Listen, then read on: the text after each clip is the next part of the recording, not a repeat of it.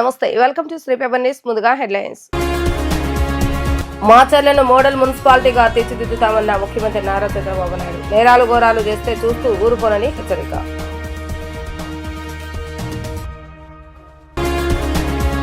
దేవుని వదలని YCP gang. Bommana అండతో పారకామణిలో కోట్లు దోచేశారన్న మంత్రి నారా లోకేష్.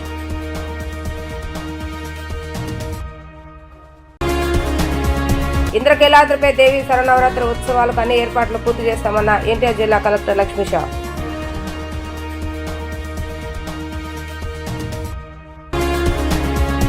మాచర్లను మోడల్ మున్సిపాలిటీగా తీర్చిదిద్దుతామని సీఎం చంద్రబాబు నాయుడు హామీ ఇచ్చారు. తడి పొడి చెత్త వేరు చేసే విధానాన్ని ఖచ్చితంగా అమలు చేస్తామని తెలిపారు. ఇకపై పశువులకు ప్రత్యేక హాస్టల్ షెడ్లు నిర్మించి గడ్డి అందజేస్తామని వివరించారు. పల్నాడు జిల్లాలో తలసరి ఆదాయం తక్కువగా ఉందని, పేదరికాన్ని తగ్గించేందుకు ప్రత్యేక నిధులు ఇస్తామని చెప్పారు.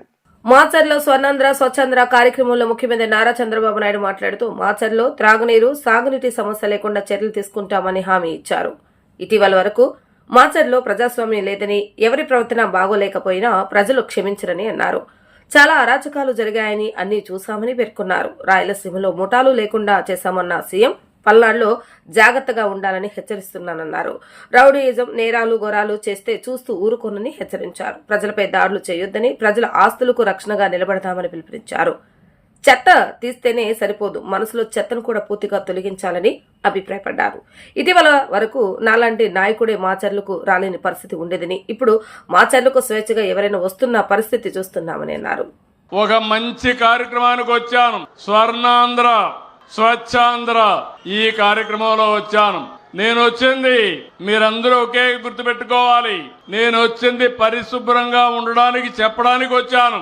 అంటే చెత్త తీస్తేనే సరిపోదు, ఈడ మనసుల్లో మొత్తం చెత్త ఉండే వ్యక్తులను కూడా పూర్తిగా కడిగేసే తప్ప, ప్రక్షాళన చేసే తప్ప ఈ మాచర్ల బాగుపడదని మరొక్కసారి మీ అందరికీ విజ్ఞప్తి చేస్తున్నా. నేను అందుకని ఈ రోజు మీరు గుర్తుపెట్టుకోండి, నేను స్వచ్ఛ ఆంధ్రప్రదేశ్ తీసుకొచ్చాను. ఇప్పటికి 12 సార్లు జిల్లాలకు వచ్చాను. గడిచిన ప్రభుత్వం 85 లక్షల మెట్రిక్ టన్నులు చెత్తంతా రోడ్డు మీద వేశారు. చెత్త మీద పన్ను వేశారు. నేను వస్తానే చెత్త మీద పన్ను తీసేసి 85 లక్షల మెట్రిక్ టన్నులు పూర్తిగా క్లీన్ చేసే బాధ్యత నేను తీసుకున్నాను. చెత్తను నేను క్లీన్ చేశానంటే చెత్త రాజకీయాలను కూడా క్లీన్ చేస్తానని మరొకసారి మీ అందరికీ విజ్ఞప్తి చేస్తున్నా. చాలా అరాచకాలు జరిగాయి. మున్సిపల్ ఎన్నికల్లో ఆ రోజు మన నాయకులు వస్తే వాళ్ళ మీద దాడి చేశారు. అందుకే నేను చెప్తున్నా, రాయలసీమలో ముఠాలు లేకుండా చేశాను. ఈ రోజు చెప్తున్నా, పల్నాడులో కబద్దార్ జాగ్రత్తగా ఉండండి. రౌడీజం చేసి, నేరాలు ఘోరాలు చేసి, నేను 14లో ముఖ్యమంత్రి కాదు, 95లో ముఖ్యమంత్రిని. ఆ విషయమే చాలా సందర్భాల్లో చెప్పాను. మంచి కార్యక్రమాలకు రండి, ప్రజల అభిమానాన్ని పొందండి, నేరాలొద్దు, ఘోరాలు చేయొద్దండి, ప్రజలపైన దాడులు చేయొద్దండి. అవసరమైతే ప్రజల ఆస్తులకు రక్షణగా నిలబడదాం తప్ప ఒక విద్రోహ శక్తులుగా తయారు కావద్దని కోరుతున్నా. రాష్ట్రంలో గనులు, భూములు, అడవులు, సమస్త వనరులతో పాటు జనాన్ని దోచుకున్న జగన్ గ్యాంగ్ చివరకు తిరుమల శ్రీవారి సొత్తుతో సహా స్వాహా చేశారని మంత్రి లోకేష్ ఆరోపించారు. వైసీపీ హయాంలో తిరుమల పారకామణిలో జరిగిన చోరీపై శనివారం ఆయన ఎక్స్లో ట్వీట్ చేశారు. జగన్ 5 ఏళ్ల పాలనలో అవినీతి రాజ్యమేలింది, అరాచకం పెచ్చురిల్లింది. దొంగలు, దోపిడీదారులు, మాఫియా డాన్లకు ఏపీని కేర్ ఆఫ్ అడ్రస్ గా మార్చారు. తాడేపల్లి ప్యాలెస్ ఆశస్సులు, నాటి టీటీడీ చైర్మన్ భూమన కరుణాకర్ రెడ్డి అండదండలతో తిరుమల పారకామణిలో దొంగలు పడ్డారు. కోట్ల రూపాయల విలువైన సొత్తులు కొలగొట్టారు. ఆ డబ్బును రియల్ ఎస్టేట్ లో పెట్టుబడులు పెట్టారు. తిరుపతిలో భూమన నుంచి తాడేపల్లి ప్యాలెస్ వరకు వాటాలు అందాయని నిందితులే చెబుతున్నారు అని లోకేష్ పేర్కొన్నారు. ప్రపంచవ్యాప్తంగా భక్తులు ఎంతో నమ్మకంతో కట్టిన ముడుపులు, హుండీలు వేసిన కానుకలు, 100 కోట్లను టీటీడీ ఉద్యోగి రవికుమార్ దోచుకుని వెళ్లినప్పుడు టీటీడీ చైర్మన్ గా ఉన్న భూమన కర్ణాకర్ రెడ్డి అతని మనుషులు ఏకంగా ఈ కేసును లోక్ అదాలత్లో రాజీ చేయడానికి ప్రయత్నించారని మండిపడ్డారు. భక్తులు మహాప్రసాదంగా భావించే లడ్డూను కూడా కల్తీ చేశారు. అన్న ప్రసాదాన్ని భ్రష్టు పట్టించారు. సామాన్య భక్తులకు స్వామివారి దర్శనం దుర్లభం చేశారు. 7 కొండల జోలికి వెళ్లొద్దని, శ్రీవారికి అపచారం తలపెట్టవద్దని చంద్రబాబు నాయుడు బతిమాలి చెప్పారు. అయినా వినలేదు అని లోకేష్ తెలిపారు. 7 కొండల వాడు చాలా పవర్ఫుల్ స్వామి. ఆయనకు అపచారం తలపెట్టినా ఆయన సన్నిధిలో అవినీతికి పాల్పడిన ఏం జరుగుతుందో తెలిసి జగన్ భూమన ఏకంగా పారకామణిని దోచేస్తారని విమర్శించారు. గుడిలో హుండీని దోచేసిన పాపాలతో గత పాలకుడు జగన్ గ్యాంగ్ పాపం పడింది. పారకామణి వీడియోలు ఈ రోజు బయటపడ్డాయి. రేపు నిందితులే వైసీపీ పాపాల చిట్టా విప్పబోతున్నారని లోకేష్ పేర్కొన్నారు.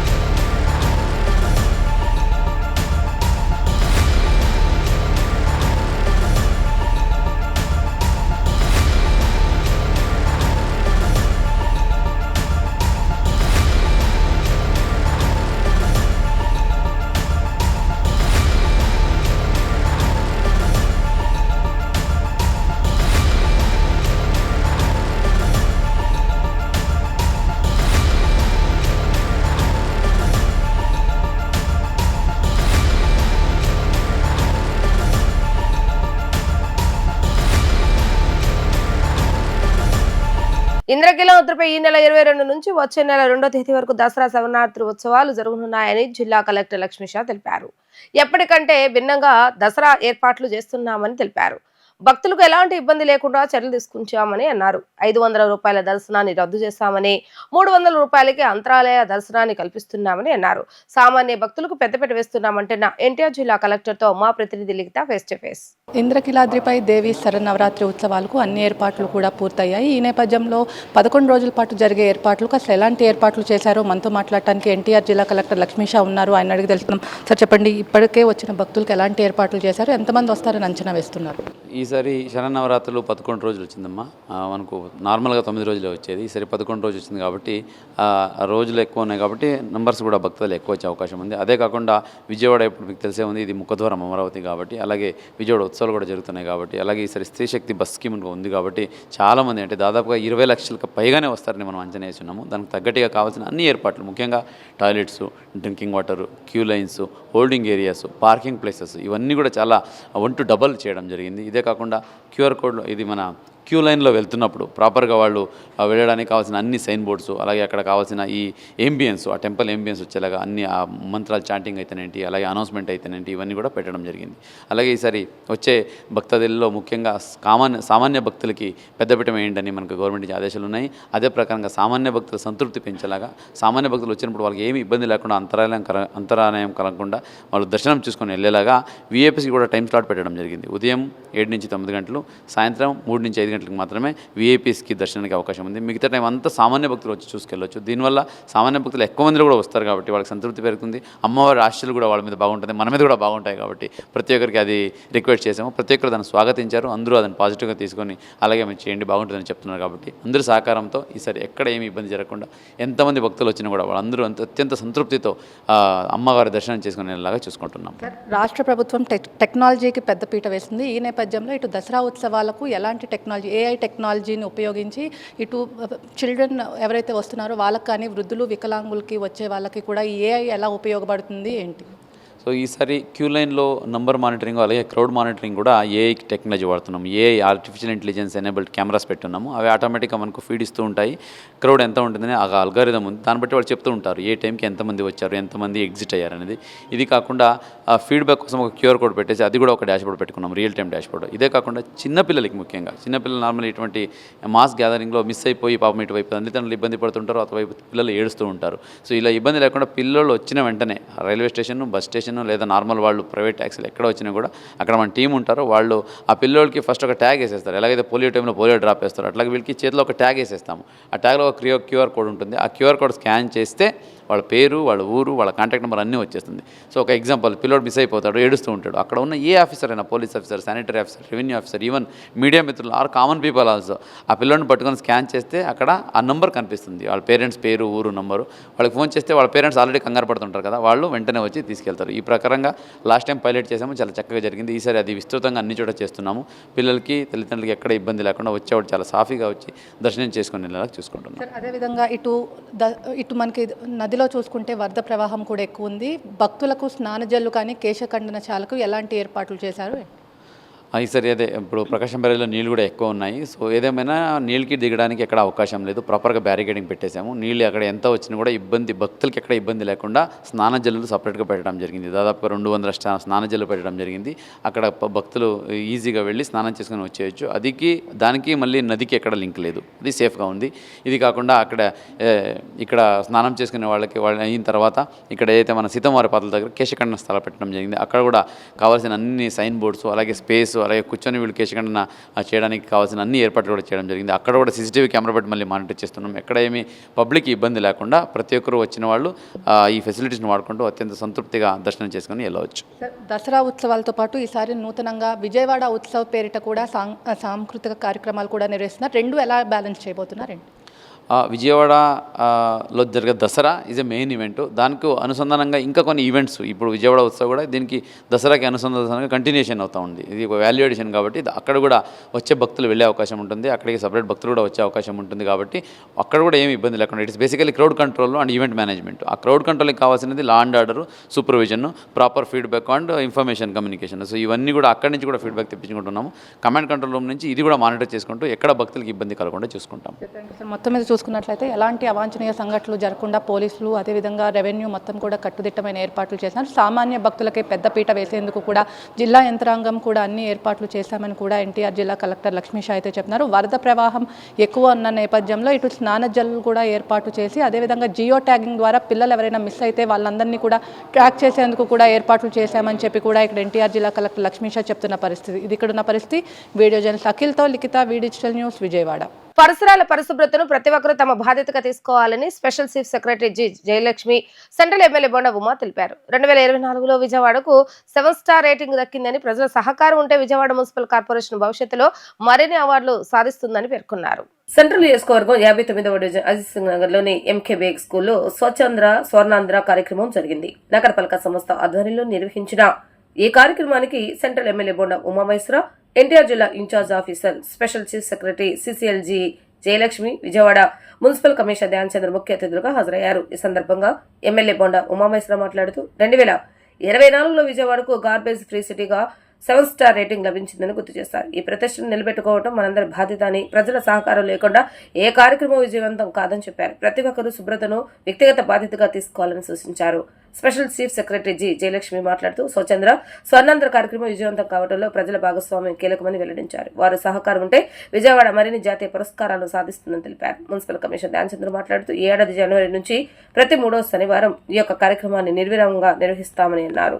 వారానికి ఒకసారి సెంట్రల్ నియోజకవర్గంలో కానీ విజయవాడ నగరంలో కానీ 64 డివిజన్లో పెద్ద ఎత్తున ఈ స్వచ్ఛాంధ్ర, స్వచ్ఛ భారత్, అలాగే స్వచ్ఛ విజయవాడ కార్యక్రమాన్ని నిరంతరం కూడా కమిషనర్ ధ్యాన్ చంద్ గారు చేయటం వల్ల మన నగరానికి వాళ్ళ నేషనల్ లెవెల్లో 7 స్టార్ రేటింగ్ తెచ్చినటువంటి ధ్యాన్ చంద్ర గారికి గట్టిగా అందరూ చప్పట్లు కొట్టి అభినందించమని కోరుతాం. ఎందుకంటే ఇది ఎప్పుడూ చిన్న విషయం కాదు.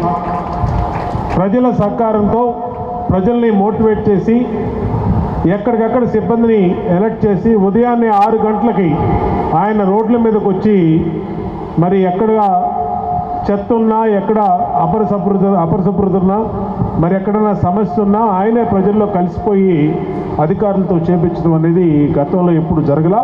విజయవాడ నగరంలో మొట్టమొదటి కమిషనర్గా ఈయన సేవలు చూస్తూ ఉన్నాం. దీన్ని పెద్ద ఎత్తున ప్రజల్లో చైతన్యం తీసుకురావాల్సిన బాధ్యత మనందరి మీద ఉంది. ఇక్కడ ఉన్నటువంటి సిఓలు, ఆర్పీలు, ఇక్కడ ఉన్నటువంటి శానిటేషను సిబ్బంది, ప్రజలు, మా మహిళా సోదరీమణులు, అలాగే మా పిల్లలు, వీళ్ళందరి మీద కూడా ఈ బాధ్యత ఉంది. విజయవాడ మున్సిపల్ కార్పొరేషన్కి ఒక 7 star rating, garbage bin free అన్న ఒక రేటింగ్ వచ్చింది.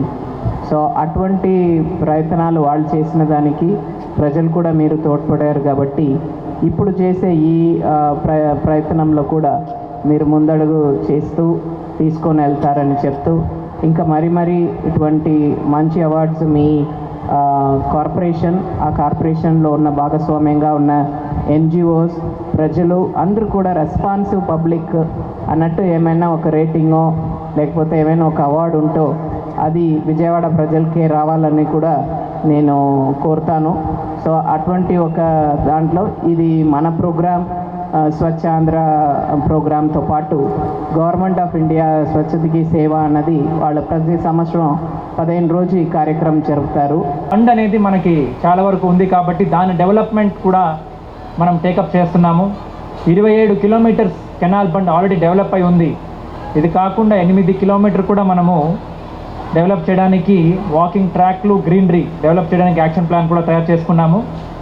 Haritandhra programme, state government of Andhra Pradesh ప్రోగ్రామ్ని కూడా విజయవాడ మున్సిపల్ కార్పొరేషన్లో 10,000 మొక్కలు నాటాలని 3 మంత్స్ టార్గెట్ ఇవ్వడం జరిగింది. ఇప్పటికే 7,000 మొక్కలు మనము నాటడం జరిగింది. 3,000 మొక్కలు అండర్ ప్రాసెస్ ఉంది. ఇది కూడా సెప్టెంబర్ నాటికల్లా మనం కంప్లీట్ చేస్తాం. కమ్యూనిటీ కాంపోస్టింగ్ పైన ప్రత్యేకంగా దృష్టి పెడుతున్నాము. 16,000 ఇంట్లో కమ్యూనిటీ కాంపోస్టింగ్ ప్రాక్టీస్ చేస్తున్నారు. నగరంలో విశ్వమాత ఫౌండేషన్ ఆధ్వర్యంలో శ్రీదేవి శరన్నవరాత్రి వేడుకలు ఘనంగా నిర్వహించబోతున్నామని విశ్వమాత ఫౌండేషన్ సెక్రటరీ కృష్ణ వైట్ల తెలిపారు. మైసూర్ తరహాలో ఉత్సవ ఏర్పాట్లు ఉంటాయని, ఇంద్రకీలాద్రిపై జరిగే దసరా ఉత్సవాలకు ఇవి పోటీ కాదని ఆయన స్పష్టం చేశారు. రాజకీయాలకు అతీతంగా అమ్మవారి నవరాత్రులు జరుగుతాయని, లోక కళ్యాణార్థం ఈ ఉత్సవాలు నిర్వహిస్తున్నట్లుగా తెలిపారు. నగరంలోని సిద్ధార్థ హోటల్ మేనేజ్మెంట్ కళాశాల గ్రౌండ్ నందు విశ్వమాత ఫౌండేషన్ ఆధ్వర్యంలో శ్రీదేవి శరన్నవరాత్రి వేడుకలు జరగనున్నాయి. ఈ ఉత్సవ వివరాలను విశ్వమాత ఫౌండేషన్ సభ్యులు మీడియాకు తెలిపారు. ఈ సందర్భంగా విశ్వమాత ఫౌండేషన్ సెక్రటరీ కృష్ణ వైట్ల సుంకర ఆకయ్య నాయుడు మీడియాతో మాట్లాడారు. విశ్వమాత ఫౌండేషన్ ఆధ్వర్యంలో శరన్నవరాత్రి వేడుకలు గత 2 ఏళ్లుగా నిర్వహిస్తున్నామని, మైసూరులో ఏ విధంగా జరుగుతాయో అదే విధంగా ఇక్కడ నిర్వహిస్తున్నామని చెప్పారు. నవరాత్రి వేడుకలతో నగరం మొత్తం ఆధ్యాత్మిక శోభ కలుగుతుందని అన్నారు. ఇక్కడ చండీయాగం, ప్రతిరోజు నిత్యం అన్నప్రసాదం అందజేస్తామన్నారు. గత 2-3 రోజుల నుంచి ఆధ్యాత్మిక కార్యక్రమాలు నిర్వహించామని చెప్పారు. అమ్మ దయతో 3వ ఏడాది కూడా అంతే శోభతో నిర్వహిస్తున్నామని అన్నారు. ఇంద్రకీలాద్రిపై దసరా ఉత్సవాలు జరుగుతాయని, వాటికి పోటీ కాదని అన్నారు. 31 మంది ఋతువులతో 11 రోజుల పాటు నిత్యం యాగాలు జరుగుతాయన్నారు. 1 కోటి రూపాయలపైనే 2 సంవత్సరాల పాటు ఖర్చు జరిగిందన్నారు. డబ్బుల కోసం, రాజకీయ పలుకుబడి కోసమో జరగటం లేదన్నారు. కేవలం ఆధ్యాత్మిక కార్యక్రమం కోసం మాత్రమే జరుగుతుందని తెలిపారు. ఇక్కడ ఖర్చు చేసే ప్రతి రూపాయికి ఒక లెక్క ఉంటుంది. 11 రోజులు కూడా అమ్మవారికి బంగారు నగలు అలంకరిస్తారని, నగరంలో ఉన్న బంగారు షాపు వారు ఒక్కొక్క రోజు ఒక్కొక్క షాపు నుంచి అమ్మవారికి నగలు అలంకరిస్తారు. ప్రతి ఒక్కరు ఈ కార్యక్రమానికి సహకారం అందించాలని వారు ఆకాంక్షించారు. గత 2 సంవత్సరాలు అంటే ఇది 3వ వసంతం, 3వ సంవత్సరం, 2 సంవత్సరాలుగా ఎంతో అద్భుతంగా విజయవాడని ఒక ఆధ్యాత్మిక నగరంగా తీర్చిదిద్దే విధంగా ఇక్కడ ఉత్సవాలు నిర్వహించాలన్న ముఖ్య ఉద్దేశంతో విశ్వమాత ఫౌండేషన్ ఆధ్వర్యంలో ఈ సిద్ధార్థ హోటల్ మేనేజ్మెంట్ కళాశాల గ్రౌండ్ నందు దసరా మహోత్సవాలు, శతచండీ హోమం, మహారుద్ర హోమాలు, దశ మహావిద్య హోమాలని ఆరంభించడం జరిగిందండి.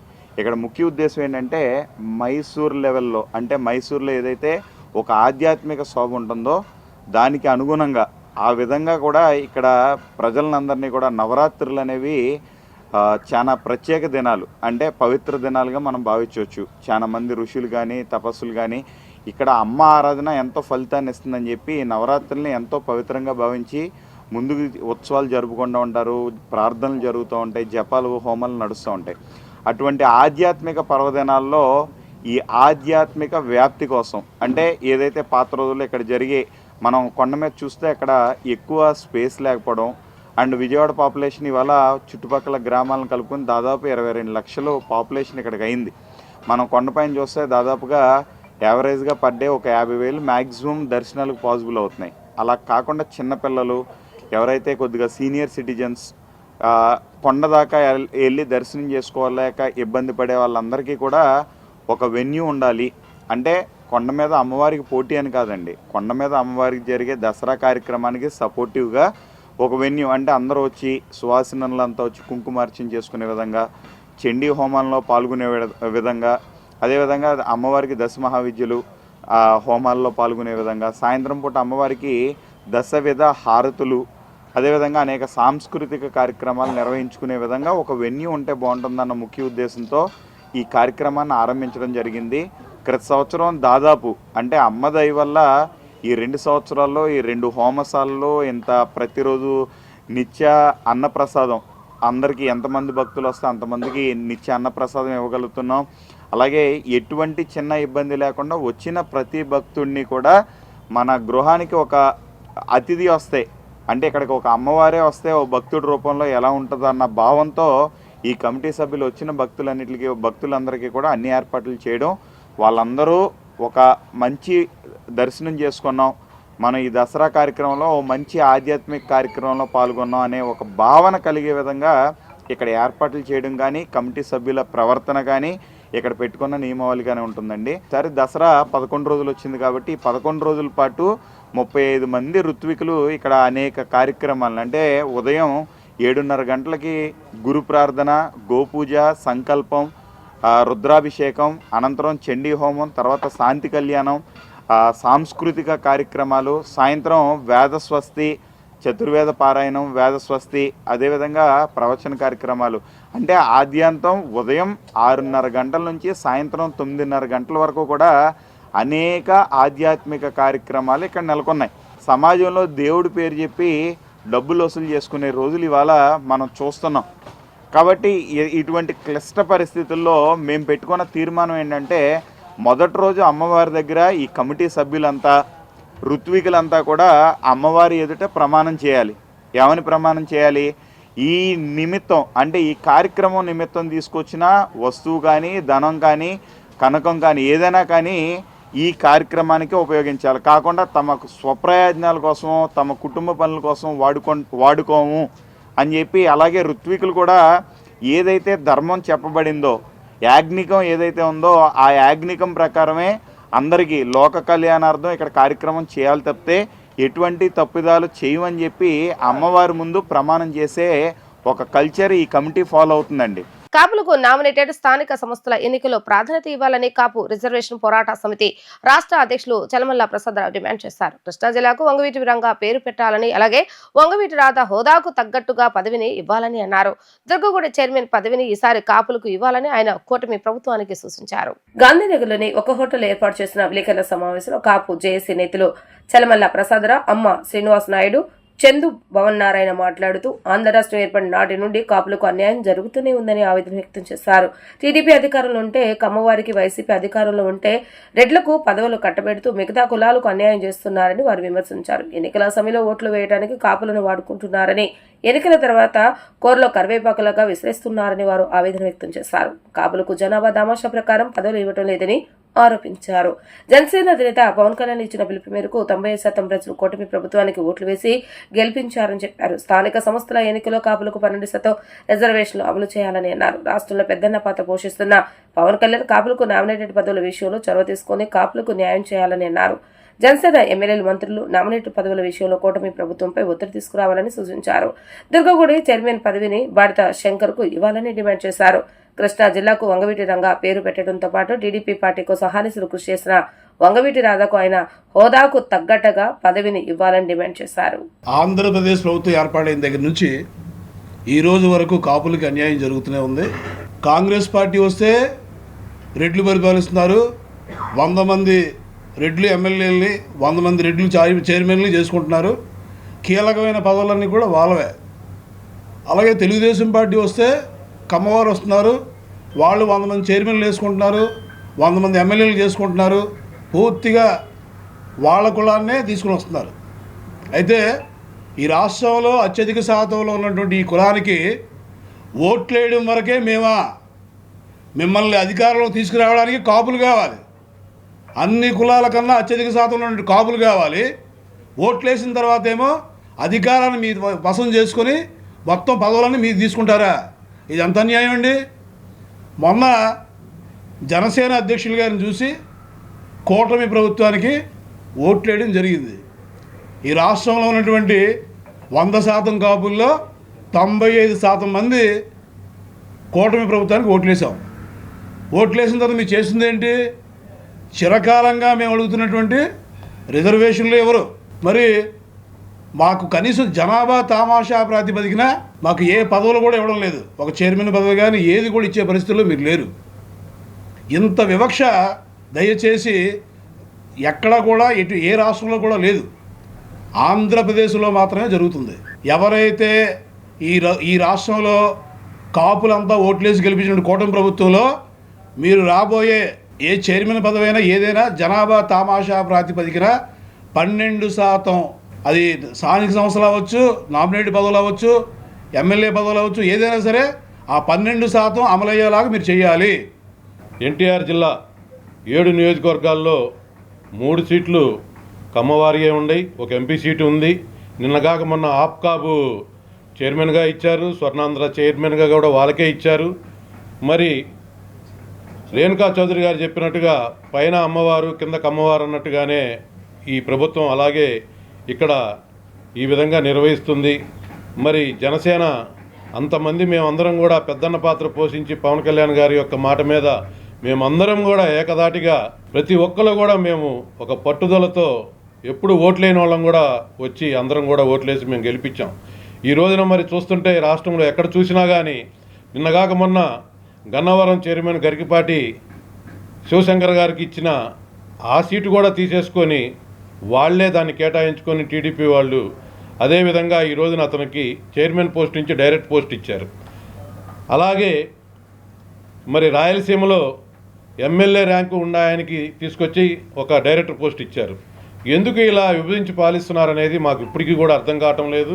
ఇటీవల అకాల వర్షాలు, అధిక తేమ శాతం కారణంగా రైతులు తీవ్ర ఇబ్బందులు పడుతున్నారని రైతు సంఘం నాయకుడు వడ్డే శోభనాధీశ్వరరావు తెలిపారు. యంత్రాలతో వరి కోతల వలన తక్కువ సమయంలో ఎక్కువ ధాన్యం మార్కెట్ కు చేరుతుందని, తేమ శాతం 17% పైగా ఉండటం సమస్యగా మారిందని ఆయన పేర్కొన్నారు.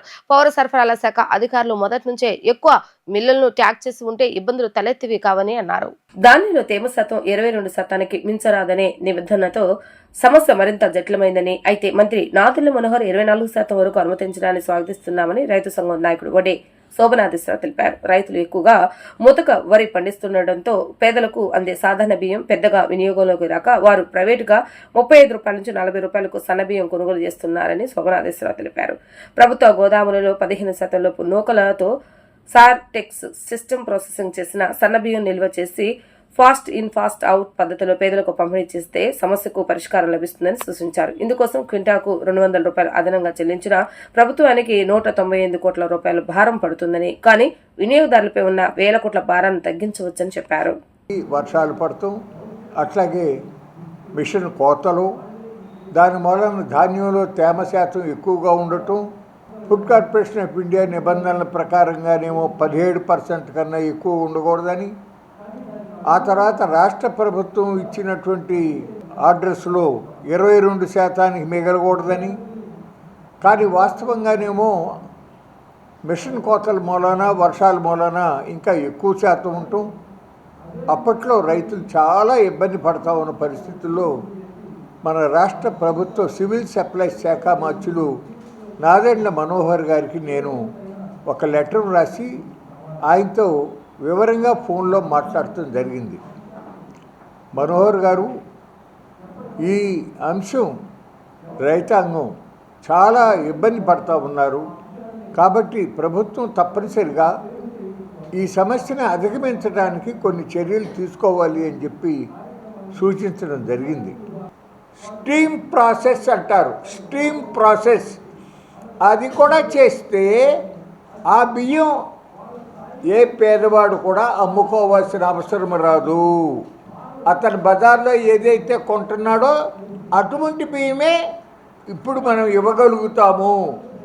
దీనికి క్వింటాల్కి ఒక 200 రూపాయలు రైస్ మిల్లర్కి ఎక్స్ట్రా ఇస్తే రాష్ట్ర ప్రభుత్వానికి పీడిఎస్కి తీసుకునేటటువంటి 22 లక్షల టన్నుల బియ్యం మీద ఒక 198 కోట్ల రూపాయలు రాష్ట్ర ప్రభుత్వానికి భారం పడుతుంది.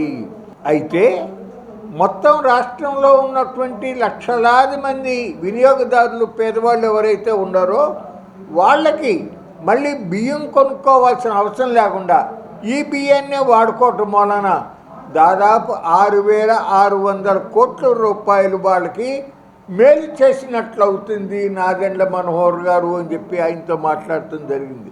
నేను మళ్ళీ ప్రభుత్వానికి విజ్ఞప్తి చేస్తూ ఉన్నా, ముఖ్యమంత్రి గారు కూడా ఈ విషయాన్ని నాదెండ్ల మనోహర్ గారితో చర్చించాలి. ఆ తర్వాత ప్రభుత్వం ఒక సమావేశం రైస్ మిల్లర్లతో, రైతు సంఘాలతో, వినియోగదారుల సంఘాలతో, అట్లాగే మన పీడిఎస్ ఇస్తూ ఉన్నటువంటి మన గ్రామాల్లో ఉండే వాళ్ళకి కూడా సంఘాలు ఉన్నాయి.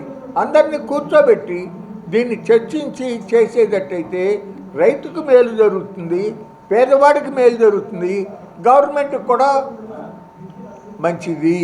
వార్తలు ముగించే ముందు హెడ్లైన్స్ మరొకసారి.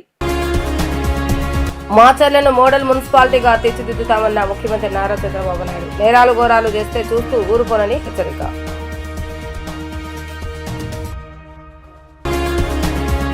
దేవుని వదలని వైసీపీ గ్యాంగ్. బొమ్మన అండతో పారకామణిలో కోట్లు దోచేశారన్న మంత్రి నారా లోకేష్.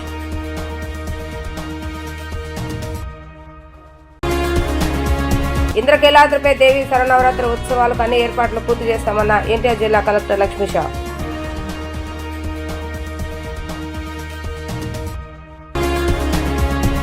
ఇవి ఈ రోజు వార్తా విశేషాలు. మరలా తిరిగి ప్రసారమయ్యే వార్తలు మళ్ళీ కలుద్దాం. అంతవరకు సెలవు, నమస్కారం.